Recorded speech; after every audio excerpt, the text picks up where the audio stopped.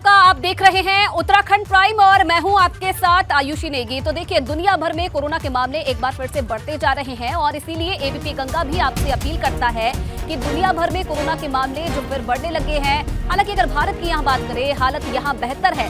Christmas और नया साल करीब है। त्योहार और नए साल की खुशियों में कोई खलल ना पड़े, इसके लिए सावधानी बेहद जरूरी है।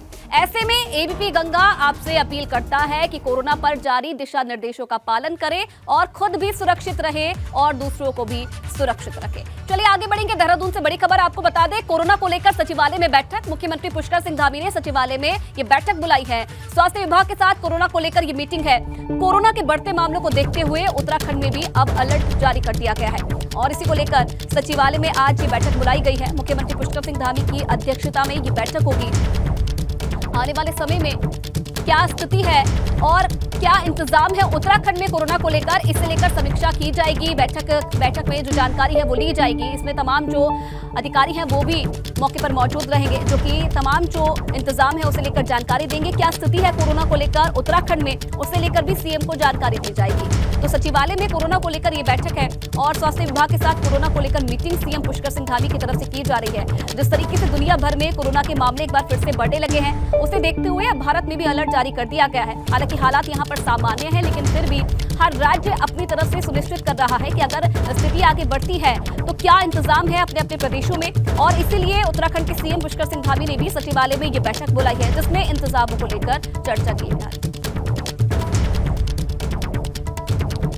तो देखिए, आने वाले समय में कई जो आयोजन हैं वो होने हैं। न्यू ईयर की अगर बात की जाए, क्रिसमस की बात की जाए, तो देश विदेश से जो तमाम पर्यटक हैं वो उत्तराखंड का रुख करते हैं और इसीलिए सावधानी कैसी बरती जाए, सख्ती कैसे बरती जाए, इसे लेकर भी जो बात है वो मुख्यमंत्री की तरफ से की जा सकती है और सुझाव भी यहाँ पर मांगे जा सकते हैं कि क्या ऐसी स्थिति में प्रदेश में सख्ती बढ़ाना जरूरी है। इसे लेकर भी जो अधिकारी हैं उनसे बातचीत सीएम पुष्कर सिंह धामी की तरफ से की जाती है। तो ये काफी अहम बैठक है सचिवालय में और आने वाले समय में देखिए, अब शीतकालीन की छुट्टियां शुरू हो गई है और कई जो पर्यटक हैं वो उत्तराखंड का रुख करते हैं। ऐसे में कोरोना बढ़ सकता है, इसे लेकर आज जो ये मीटिंग है इसमें भी फैसला लिया जा सकता है। आने वाले समय में इसके लिए गाइडलाइन भी जारी की जा सकती है। जो सख्ती है उसे और बढ़ा सकती है सरकार, ऐसी भी जानकारी मिल रही है। लेकिन उससे पहले कैसे जनता को जागरूक करना है एक बार फिर से कोरोना के प्रति और कैसे जो कोरोना की गाइडलाइंस है उसे फॉलो करवाना है हर एक जनता को, उसे लेकर भी यहाँ पर अधिकारियों से बातचीत सीएम की तरफ से की जा रही है। तो स्वास्थ्य विभाग की ये काफी अहम बैठक है। आज प्रधानमंत्री नरेंद्र मोदी भी कोरोना को लेकर बैठक करने वाले हैं और लेकिन सबसे बड़ी बात यह है कि आज सीएम पुष्कर सिंह धामी भी उत्तराखंड की स्थिति को लेकर ये बैठक करेंगे।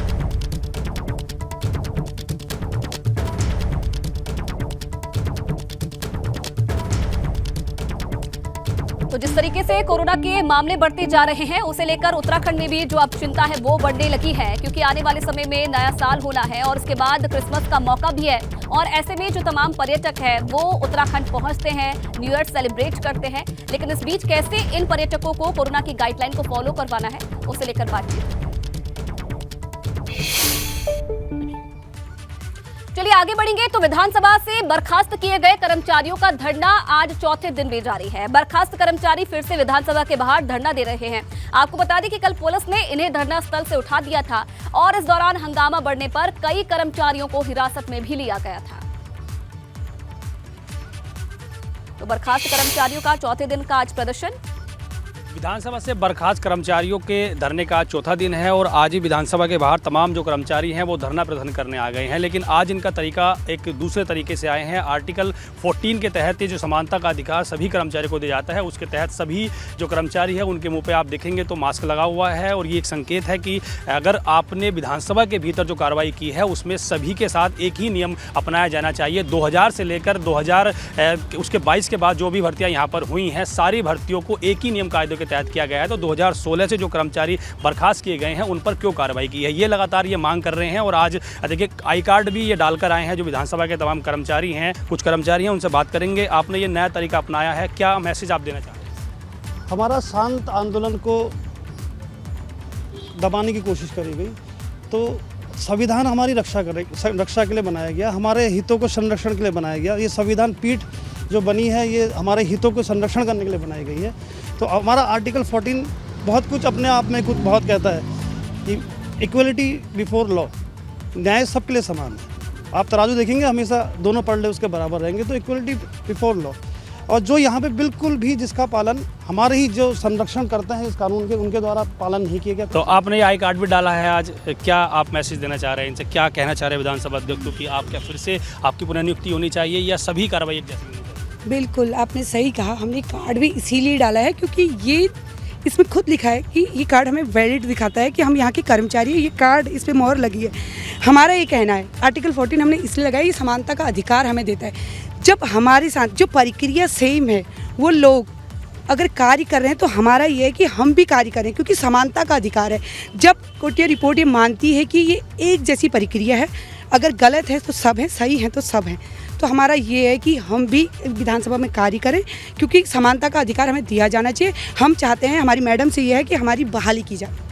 आपकी अभी कोई बात हुई है विधानसभा अध्यक्ष जी से, रितु खंडूरी जी से, या अभी कोई आश्वासन, कुछ किसी तरह की कोई बातचीत कोई अब मिला है? अभी तक विधानसभा अध्यक्ष द्वारा हमें कोई आश्वासन नहीं दिया गया है। बेसिक चीज़ क्या है, देखिए विधानसभा अध्यक्ष ने हमसे आज तक वार्ता ही नहीं करी। हमने बहुत एफर्ट्स करे उनसे बात करने के लिए, वो हमसे बात नहीं करी। हमको तत्काल प्रभाव से निष्कासित कर दिया, मतलब आप मत बैठिए, आप सीधे उठ के चले जाइए, ये बोला। आपको टाइम देना चाहिए था, आपको बताना चाहिए। हमारी सुनी ही नहीं गई है। कर्मचारी अब लामबंद हो गए हैं। उनका ये कहना है कि जब तक उनकी विधानसभा अध्यक्ष या जो भर्तियां 2000 से लेकर 2022 तक की गई हैं उनमें एक ही नियम नहीं अपनाया जाता, तो इसी तरह से वो आंदोलन करते रहेंगे।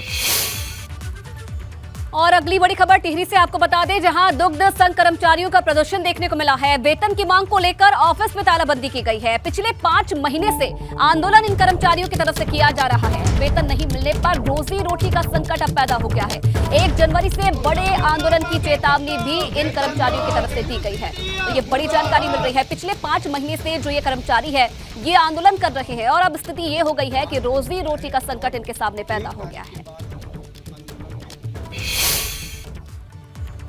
तो डिग्री कॉलेज में छात्र संघ चुनाव के लिए प्रचार अब अंतिम दौर पे है। 24 दिसंबर को छात्र संघ चुनाव के लिए मतदान होंगे और इसीलिए सभी छात्र संगठन जोर शोर से चुनाव प्रचार में जुटे हुए हैं। प्रदेश के सबसे बड़े डिग्री कॉलेज डीएवी कॉलेज में तकरीबन 11,000 के करीब छात्र मतदान करेंगे, जिसके लिए कॉलेज प्रबंधन और जिला प्रशासन ने भी सभी तैयारियां पूरी कर ली है। कॉलेज में पुलिस फोर्स की तैनाती की गई है ताकि छात्र गुटों में किसी भी तरह के संघर्ष न हो। छात्र संघ चुनाव में इस बार एबीवीपी और एनएसयूआई छात्र संगठन में सीधे टक्कर मानी जा रही है। हम लोगों को ऐसा लगता नहीं कि हमारा एनएसयूआई की टक्कर होगी। जैसे आप लोगों ने आज देखा होगा किस प्रकार की यहाँ पर एक असामाजिक तत्व की रैलियाँ ला रखी थी, जिनका कॉलेज से कोई दूर दूर तक लेना देना नहीं है। और मुझे अवश्य मेरे को विश्वास है कि विद्यार्थी परिषद 13वीं बार यहाँ पर भगवा परचम विद्यार्थी परिषद परचम लहराने के लिए तैयार है। परिवर्तन प्रतिज्ञा रैली से एक संदेश दे दिया है कि किस प्रकार से एनएसयूआई एकजुट होकर इस महाविद्यालय में चुनाव लड़ने जा रही है। और आने वाली 24 तारीख को मतदान है और सभी एनएसयूआई के साथी एकजुट होकर घर घर जाकर कन्वेंसिंग के माध्यम से छात्रों को उस दिन पोलिंग बूथ तक लाएंगे। और इस बार विद्यार्थी परिषद को हराकर जो प्रदेश भर में उनके खिलाफ माहौल है उसको हम जीत के रूप में जरूर दर्ज करेंगे। इधर रामनगर में भी छात्र संघ चुनाव को लेकर छात्र छात्राओं में उत्साह देखा जा रहा है। एबीवीपी की ओर से आशीष मेहरा जबकि एनएसयूआई की ओर से योगेश रावत ने अध्यक्ष पद के लिए नामांकन भर दिया है। दोनों ही छात्र संगठनों की तरफ से जीत का दावा किया जा रहा है।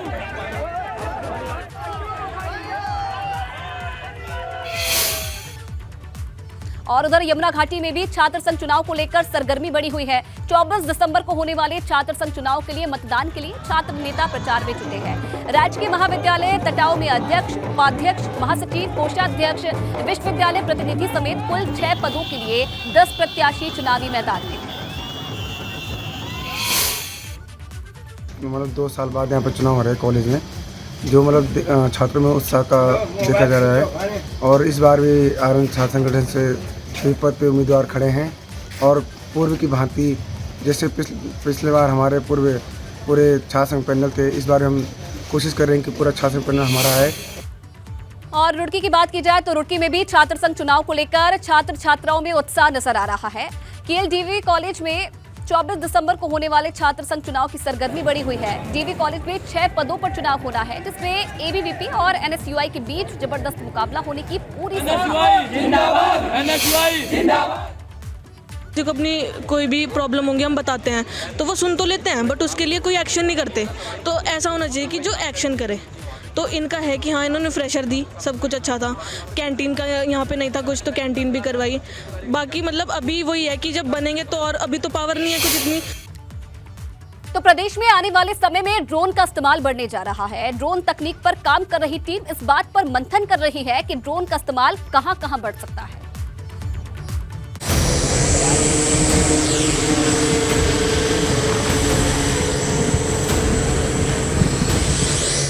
उत्तराखंड में आने वाले समय में ड्रोन का इस्तेमाल बढ़ने जा रहा है। यही वजह है कि प्रदेश में ड्रोन स्कूल खोलने पर काम किया जा रहा है। ड्रोन के जरिए अब ब्लड सैंपल कलेक्ट करने पर काम किया जा रहा है। अभी देहरादून से उत्तरकाशी तक ड्रोन उड़ाने का ट्रायल भी किया गया था, जिसमें 12 ब्लड सैंपल को ड्रोन के जरिए उत्तरकाशी से देहरादून लाया गया। ब्लड सैंपल को निकाल के ड्रोन के माध्यम से उसको सेम डे सेम आवर में, वो 1 घंटे की फ्लाइंग है। उत्तरकाशी से यहाँ पे 1 घंटे में फ्लाई होता है, तो उत्तरकाशी, घुत्तू, इस तरह के जितने दूरस्थ स्थान है वहाँ से 1 घंटे में फ्लाई हो जाएगा। और यहाँ जब पहुँचेगा तो उसके बाद उसका सेम डे प्रोसेसिंग होकर ये पता लग पाएगा कि उस व्यक्ति को क्या बीमारी है, ताकि उसका वहाँ पे उसका इलाज किया जा सके या उसको कोई मेडिसिन दी जा सके। उत्तराखंड पहाड़ी राज्य है और इसीलिए यहाँ ड्रोन का इस्तेमाल काफी मददगार साबित हो सकता है। दूरस्थ इलाकों तक पहुँचना आसान नहीं है, ऐसी जगह पर ड्रोन की मदद से काम बेहद आसान हो जाएगा। ये एक नई टेक्नोलॉजी है जिसके माध्यम से आप देख सकते हैं किस तरीके से ड्रोन यहाँ से उड़ेगा, और जो बहुत लंबी दूरी तय सड़क मार्ग के माध्यम से की जाती है, कई घंटे लग जाते हैं, उसमें अगर अभी की बात करें तो ट्रायल के तौर पर उत्तरकाशी में तकरीबन 55 मिनट के समय में जो है उत्तरकाशी जो है देहरादून से इस ड्रोन के माध्यम से तमाम जो चीज़ें हैं वो भेजी जा रही हैं। आने वाले दिनों में ड्रोन का इस्तेमाल और बढ़ सकता है। अब हैवी लिफ्टिंग वाले ड्रोन पर भी काम हो रहा है। कई सारे सब्जियां लोग उगा रहे हैं, हर्ब्स उगा रहे हैं, उनको सामान नीचे तक लाना होता है, तो ड्रोन लॉजिस्टिक के माध्यम से 20-25 किलो का ड्रोन है वो जो उठा सकता हो। ऐसे कई ड्रोन आते हैं, वहाँ से सामान उठा के नीचे तक ला सकते हैं। तो डीप हिल्स पे उसने सामान वहाँ पैक किया, आलू, टमाटर, सेब, आप जो कहिए वहाँ से पैकिंग करके ला सकते हैं और नीचे रोड हेड तक ले आए।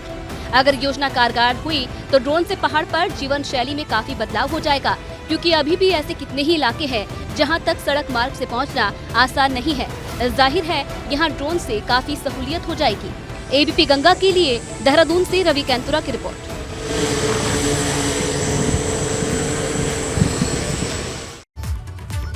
और देहरादून में आज से पुलिस वीक की शुरुआत हो गई है। कार्यक्रम में सीएम पुष्कर सिंह धामी भी शिरकत करने पहुंचे। 3 दिवसीय कार्यक्रम में पुलिस के तमाम अधिकारी शामिल होंगे। इस दौरान पुलिस के लिए चुनौती और समाधान की थीम पर मंथन किया जाएगा। इस दौरान पुलिस जवानों और प्रबुद्ध जनों के बातचीत के साथ जनता के सुझाव भी लिए जाएंगे। इधर हरिद्वार में डग्गामार वाहनों की वजह से आम आदमी को काफी परेशानी होती है। Najibabad road, Haridwar Dehradun road, Haridwar Rishikesh road पर इनका कब्जा है और दिनों दिन इनकी संख्या में बढ़ोतरी होती जा रही है। हैरानी की बात तो यह है कि प्रशासन इन पर कार्रवाई नहीं करता है। चल रही है तो हम कार्रवाई तो उनके ऊपर कर ही रहे हैं। अब एटलीस्ट जो हमारे संज्ञान में आ रही है वो कर ही रहे हैं। चालान भी हुए हैं और बंद भी हुई है गाड़ी। 1 सीज हुई है और 9 चालान हुए। चेकिंग तो हमारी बराबर रहती है, ऐसा नहीं है कि नहीं होती। चेकिंग तो हम बराबर करते ही हैं, रहते हैं रूट पे। पर यह है कि जिस टाइम पे नहीं रहते हैं भाई, जब निकल जाती कोई गाड़ी, अगर निकल गई तो हमारी अब्सेंस में निकल सकती है, वैसे नहीं निकल सकती। केदारनाथ मंदिर की सुरक्षा की जिम्मेदारी फिलहाल आईटीबीपी के पास है। आईटीबीपी के 30 जवान केदारनाथ मंदिर की सुरक्षा में तैनात कर दिए गए हैं। आईटीबीपी के जवान आधुनिक हथियारों के साथ मंदिर की सुरक्षा में तैनात हो गए हैं और ये जवान अप्रैल महीने तक धाम में ही रहेंगे। दरअसल केदारनाथ धाम के गर्भगृह में इस बार सोना लगाया गया है और सर्दी के मौसम में भी केदारनाथ धाम में 400 मजदूर काम में जुटे हुए हैं। आईटीबीपी के जवान हैं, पोस्टेड हैं, जिन्होंने टेक ओवर कर लिया है वहाँ पर। उसमें हमारी पुलिस के जो बल हैं वो उनके साथ में कोऑर्डिनेट कर रहे हैं। कोऑर्डिनेशन में उनका ये काम रहेगा कि जैसे लोकल लेवल पे कुछ इश्यूज आते हैं, कुछ सप्लाई से रिलेटेड चीज़ें हैं, कुछ एलओ इश्यूज होते हैं, उसमें उनके साथ में कोऑर्डिनेट करेंगे। उसके ऊपर टॉप में जो केदारनाथ मंदिर है वो जो टेक ओवर जो है आईटीबीपी के जवानों ने कर लिया है, जिनकी सुरक्षा संबंधी रिस्पॉन्सिबिलिटीज़ होंगी उधर।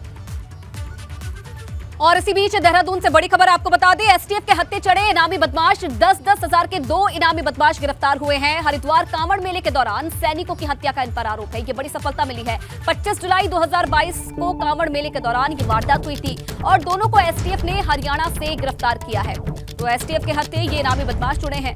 दोनों पर 10-10 हजार का इनाम था, जिन्हें आज गिरफ्तार किया गया है और दोनों को एसटीएफ ने हरियाणा से गिरफ्तार किया है। आपको बता दें कि 25 जुलाई 2022 को कांवड़ मेले के दौरान वारदात हुई थी जिसमें इनकी तलाश लगातार जारी थी। उधम सिंह नगर के दौरे पर पहुंचे भाजपा प्रदेश अध्यक्ष महेंद्र भट्ट ने कांग्रेस की भारत जोड़ो यात्रा पर तंज कसा है। महेंद्र भट्ट ने कहा कि पहले कांग्रेस खुद एकजुट हो जाए और तब भारत जोड़ो यात्रा निकाले। मैं सब जगह की बात कह रहा हूं कि कांग्रेस के नेताओं को इस समय कांग्रेस जोड़ो यात्रा निकालनी चाहिए। अभी मैं कुमाऊं के केवल 2 जिलों के प्रवास में हूं और अनेकों लोगों ने भारतीय जनता पार्टी सत्ता लेने की बात की है।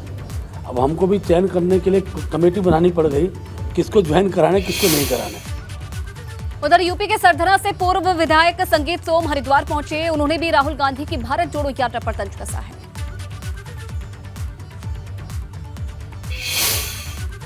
जितने देश के टुकड़े टुकड़े गैंग के लोग हैं वो उस यात्रा में कहीं ना कहीं किसी ना किसी रूप में शामिल होते हैं। जितने लोग देश के साथ गद्दारी करने वाले लोग हैं वो किसी ना किसी रूप में उस यात्रा में शामिल होते हैं। जिसमें देश के गद्दार लोग शामिल होते हैं, जिसमें देश के को तोड़ने वाले, जो JNU में आपने पीछे देखा जो टुकड़े टुकड़े गैंग के जितने लोग थे वो इस यात्रा में शामिल हुए हैं। शर्म की बात है कि इस तरीके की यात्रा को हम लोग भारत जोड़ो यात्रा का काम है।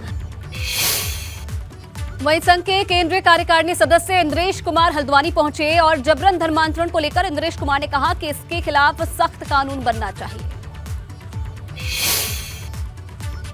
मानव जाति के विरुद्ध, मजहब के विरुद्ध क्रूर अपराध मानकर इससे मुक्त मानव जाति हो, इससे मुक्त हर धर्म बने, इससे मुक्त समाज हो, इसके लिए सख्त कानून बनाने चाहिए। अगर कोई उन कानूनों का विरोध करता है तो मान लेना चाहिए वह ईश्वर और खुदा विरोधी है, गॉड विरोधी है। क्रिसमस और न्यू ईयर को लेकर उधम सिंह नगर पुलिस ने योजना बना ली है। नए साल को देखते हुए नैनीताल जाने वाले टूरिस्ट के लिए पुलिस ने रूट डाइवर्जन प्लान तैयार किया है। देहरादून की तरफ से आने वाले वाहनों को नैनीताल जाने के लिए रामनगर होते हुए भेजा जाएगा। बरेली, लखनऊ की तरफ से आने वाले लोगों को किच्चा, पंतनगर, लाल कुआं होते हुए नैनीताल भेजा जाएगा।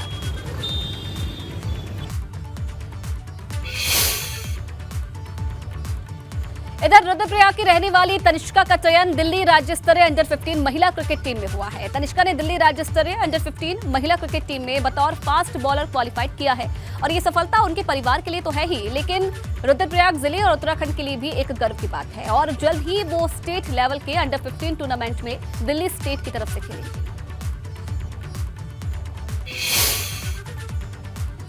इधर पौड़ी के राजकीय इंटर कॉलेज में मूलभूत सुविधाओं की कमी है और इस वजह से छात्र छात्राओं को काफी परेशानी का सामना करना पड़ता है।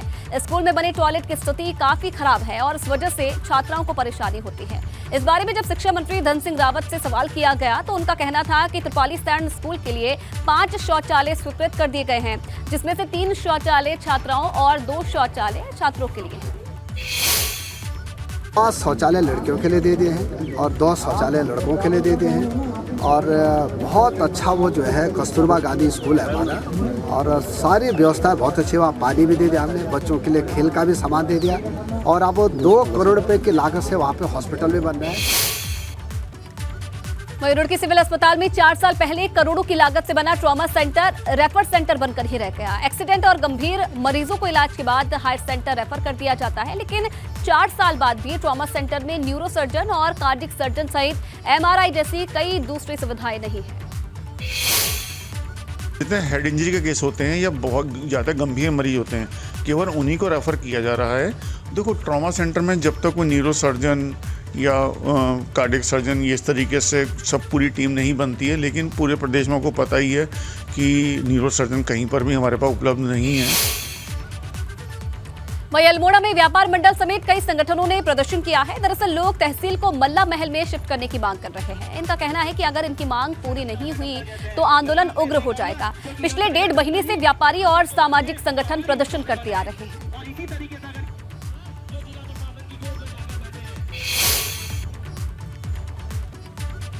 और इसी खबर के साथ उत्तराखंड प्राइम में फिलहाल इतना ही। तमाम खबरों के लिए आप बने रहिए एबीपी गंगा के साथ।